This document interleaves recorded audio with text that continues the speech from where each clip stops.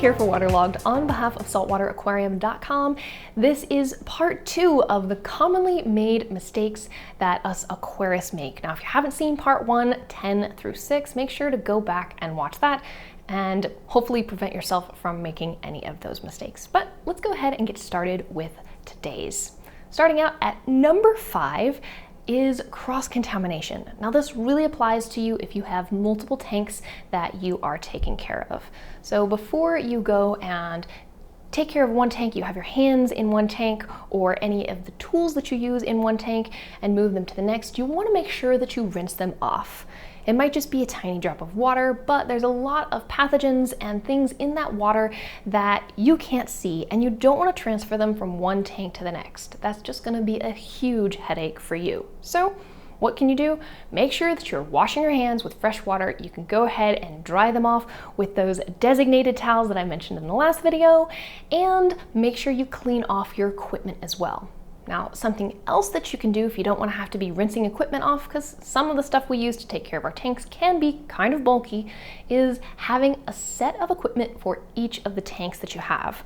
Like my tanks at home, I have individual siphons for each of my tanks so that I don't have to worry about this. All right, number 4 is research. I've told you guys this so many times, it's really important to do your research. Doing your research is going to let you know what fish are compatible with other fish. The same goes for corals and inverts, but it also applies to any equipment that you might be interested in purchasing it. You want to make sure that it's going to fit well with your tank, it's going to fit in your tank, and is going to be something that you actually need. Sometimes people will overstock their tank and not have enough filtration, or on the flip side, they can have way too much filtration and have water that is just super, super clean, more so than the species they're being kept prefer. All right. Number 3 is overfeeding. I gotta say, I feel like this is something that a lot of us have been guilty of at least one point or another, and it's really easy for it to happen. You walk by the tank, the fish gets excited, it swims up to you, and you're like, oh, I wanna feed it. Then you walk by again a little bit later, same thing happens. Well, the fish have now learned that behavior, so each time you walk by, you're adding a little bit more food, and next thing you know, you have a problem with really high nutrients in your tank. So, best thing to do, again, if you've done your research, you're gonna know how much your fish needs to eat each day. Try and stick to that. There are species of fish like damsels and some butterflies or even tangs that are gonna graze and pick at food throughout the day, but not all species of fish are like that.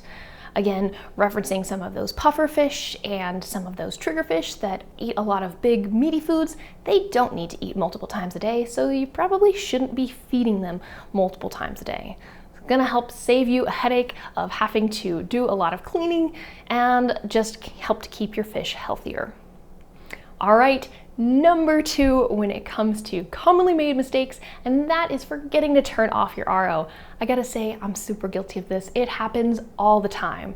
Now, you can have a big trash can, one of those brute 30-gallon trash cans, and one of the good things to do is install a float valve. So that way, when it's filled up, that valve turns off your RO unit and you don't have an overflow. You can do the same thing on 5-gallon buckets, but if you have any of those jugs, it's kind of hard to plumb those. So go ahead and set yourself a timer on your phone, maybe 2 or even 3, just in case. That's going to help prevent any of those water spills from ruining your floors.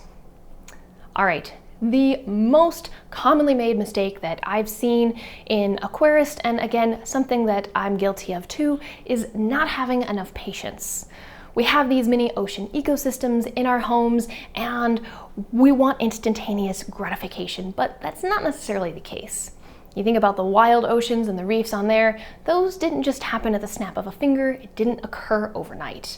It takes time for things to grow, for corals to grow and color up, and it also takes time for problems to occur, say a buildup of nutrients that's going to cause excess algae. So when you're dealing with those sort of things, have patience. It's not going to fix itself overnight, just like your tank is not going to cycle in a day and a half.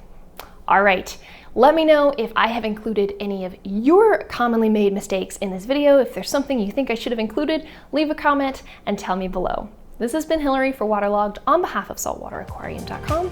Thank you so much for watching. I'll see you next time.